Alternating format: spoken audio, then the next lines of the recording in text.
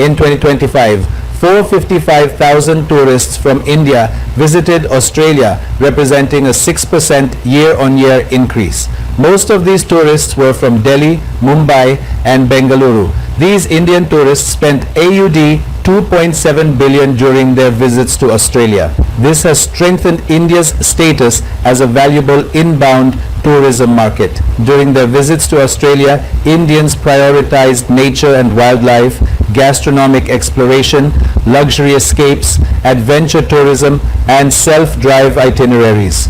Major gateway cities like Melbourne, Sydney, the Gold Coast, and Cairns are becoming increasingly popular among Indian travelers. More than 600,000 Indian tourists are expected to visit Australia in 2026.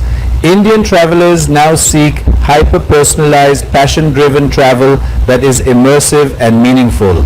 In the coming years, Indian tourists will see strong demand for wildlife, adventure, must-see events, water and coastal experiences, indigenous cultural tourism, open nature, and food-based experiences. Indian traveler demand is also growing in high-value segments, including luxury, self-drive, youth travelers, and the rapidly growing MICE market.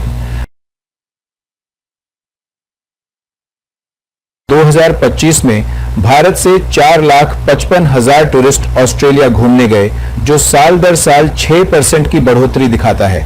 इनमें से ज्यादातर tourist Delhi, Mumbai और बेंगलुरु से थे।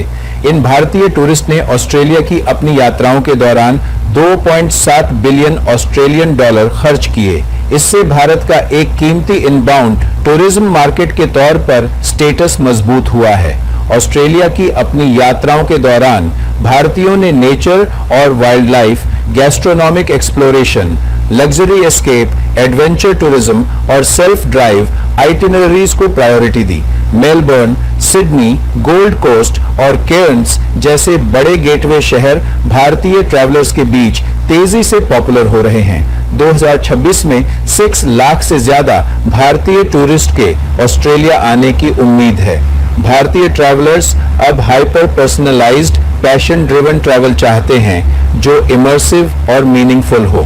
आने वाले सालों में भारतीय टूरिस्ट को वाइल्ड लाइफ, एडवेंचर, जरूर देखने लायक इवेंट्स, पानी और कोस्टल एक्सपीरियंस, देसी कल्चरल टूरिज्म, ओपन नेचर और फूड बेस्ड एक्सपीरियंस की जबरदस्त डिमांड देखने को मिलेगी।